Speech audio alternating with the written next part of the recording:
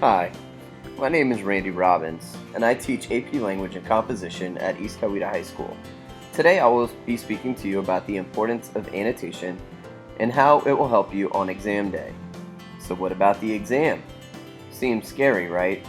You will be asked to analyze an average of 7 texts for the multiple choice exam before writing about a number of texts on both the synthesis and the analysis essays. And then there are the prompts themselves through which to navigate. But no worries, this tutorial will help your journey through the material with X-ray precision. So how do you get yourself from the prompt to that eureka moment? Enter SOAPstone. SOAPstone is an acronym that stands for Subject, Occasion, Audience, Purpose, Speaker, and Tone.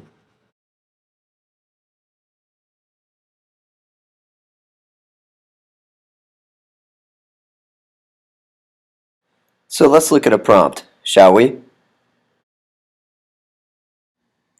As the reader can tell from this prompt, the subject is a response written to a mother who has commissioned our author for help in contacting the Archbishop of Canterbury.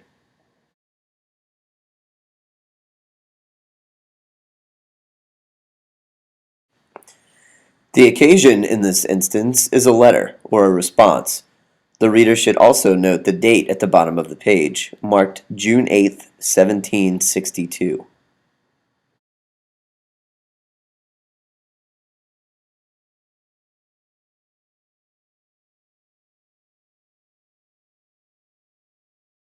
The intended audience is the mother who first wrote to our author. This is clearly spelled out in the prompt itself.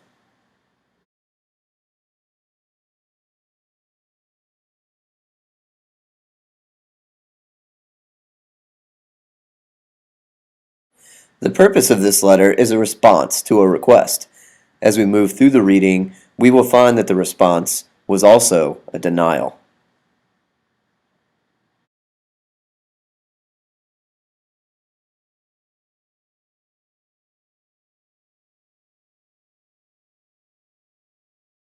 The speaker of this text is clearly Samuel Johnson, a writer of English poetry who the mother of the student could have guessed would have been connected to the Archbishop of Canterbury. Once you have your soaps completed and before moving on to tone and the rest of the passage, it is very important to circle or underline your actual job in the text. In this case, it's to analyze how Johnson crafts his denial of the woman's response.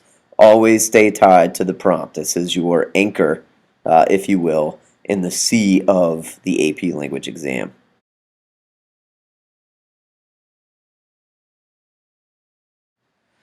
Tone can say a lot about an author's intentions and tell us a great deal about his use of diction and syntax. For the AP exam, we will couple all of what we know about the author's tone with the rhetorical strategies we've discussed in class.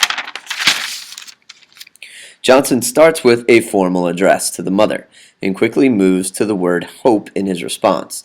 This is an apology and an admission. I cannot help you. This sets an apologetic tone and develops a sense of ethos for Johnson.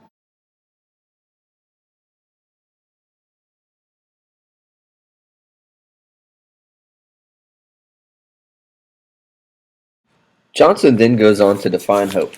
This sets the reader up for the rhetorical shift, marked by the upcoming conjunction but.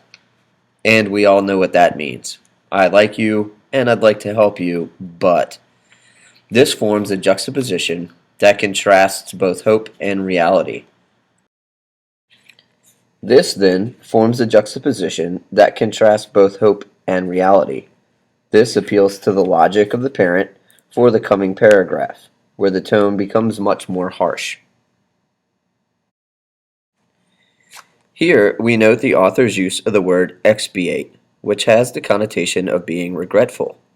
This tone represents the author's desire but lack of ability to assist the mother in her plight to help her son.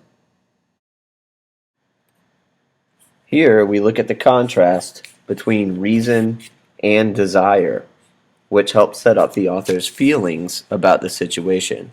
He wishes he could help, he has a desire to help, but it's not rational. In the second paragraph, the author goes on to directly address the mother in plain terms. He returns to the first person to continue his connection with the mother. I know, he says. I have dreamed as well. Again, the author makes reference to logic in order to contrast reason with the unreal expectations of the mother. In doing so, he returns the proverbial ball to the mother's court to develop the proper means of going about her request.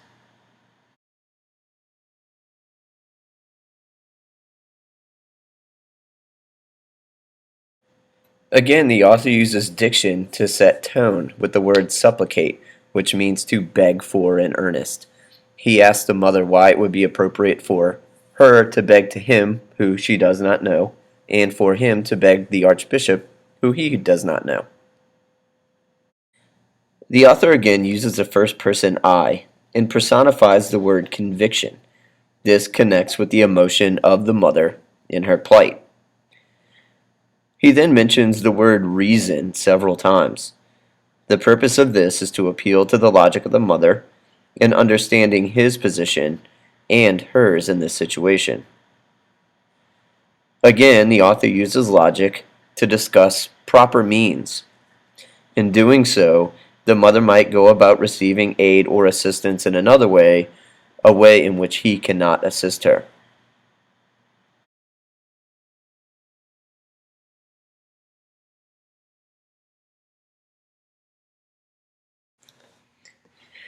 This once again establishes the logic of the author's argument and reiterates the unreal expectations of the mother.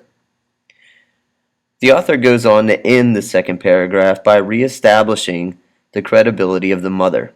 I know that you do not wish me to undergo suspicions. I see you as an ethical being. What this does is it establishes tone and it holds together the respect that the author has shown for the mother.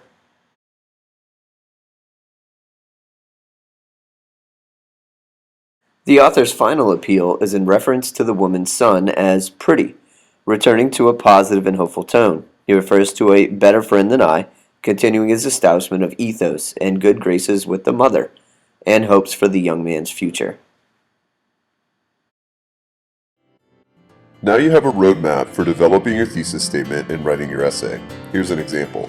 In his letter, Johnson establishes a respectful tone, empathetic diction, and appeals to logic in explaining his inability to assist an illogical mother. I hope you've enjoyed this brief tutorial. If you have any further questions, please contact me at randy.robbins@cowetaschools.org. Good luck on that 5.